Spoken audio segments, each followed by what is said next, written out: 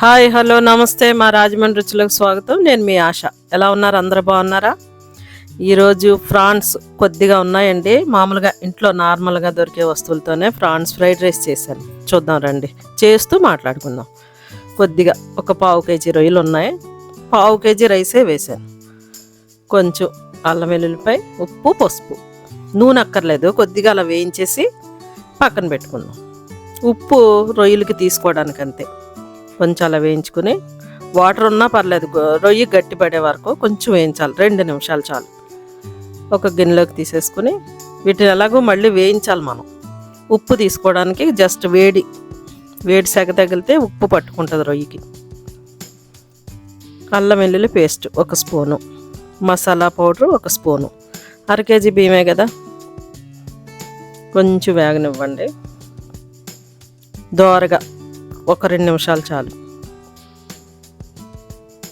అప్పుడు ఇందాక ఆల్రెడీ కొంచెం వేయించాం కదా, అవి వేసేద్దాం. హైలో పెట్టి డీప్గా వేయించేయండి. రొయ్య ఎర్రబడే వరకు, బ్రౌన్ కలర్ వచ్చే వరకు స్టవ్ హైలో పెట్టండి. మంట ఎక్కువ ఉండాలి, చాలా తొందరగా ఉడికిపోతుందండి రొయ్య. సరే, చక్కగా నీళ్ళు పోయింది. కారం 1 స్పూన్ కారం. ఇంట్లో మామూలుగా మన ఇంట్లో ఉన్న సరుకులతోనే, స్పెషల్గా ఏమీ లేదు. కొత్తిమీర కూడా లేదు ఇంట్లో, జస్ట్ అలా కొంచెం ఉన్నాయి రొయ్యలని చేశాను అనమాట. ఇంట్లో ట్రై చేయండి, చాలా ఈజీగా. పిల్లల హాస్టల్స్లో కూడా చేసుకోవచ్చు, చిన్న స్టవ్ ఏదైనా ఉంటే. ఈజీగా 5 నిమిషాల్లో అయిపోతుంది. వేయించుకుని పక్కన పెట్టుకున్నాం. మళ్ళీ కొంచెం ఆయిల్ వేసి తాలింపిక ఉల్లిపాయ 1, కొంచెమే కదా రైసు, 1 ఉల్లిపాయ,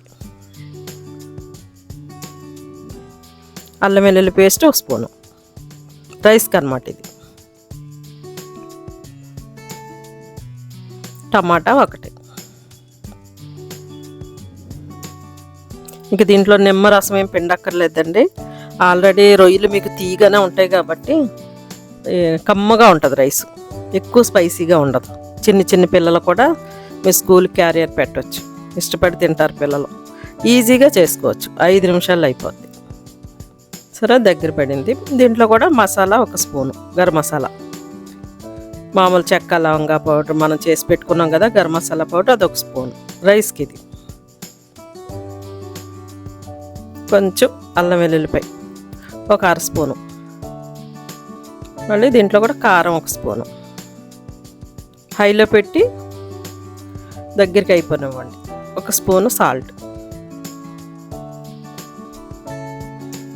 ఆ వాటర్ దగ్గరికి అయిపోయేదాకా హైలో పెట్టి, దాంట్లో రైస్ ఆల్రెడీ కొంచెం మామూలుగా ఎంత ఉడకాలో అంత ఉడికి, ముద్ద కాకుండా పలుగ్గా ఉండేటట్టు చూసుకోండి. రైసు వేసేయడమే. కొత్తిమీర కొద్దిగా ఉంది, కొత్తిమీర. పుదీనా కూడా వేసుకుంటే బాగుంటుంది, కానీ ఇంట్లో లేదు పుదీనా, ఉన్న వాటితో చేశాను. రైస్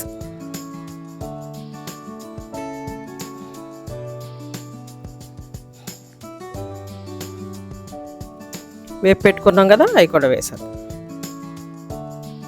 అంతే, 2 నిమిషాలు హైలో పెట్టి కలిపెట్టేయడమే. వేడిగా తింటే చాలా బాగుంటుంది. ఇంట్లో ట్రై చేయండి, మీ కమెంట్స్లో నాకు తెలియజేయండి. చాలా టేస్టీగా ఉంటుంది. Thank you.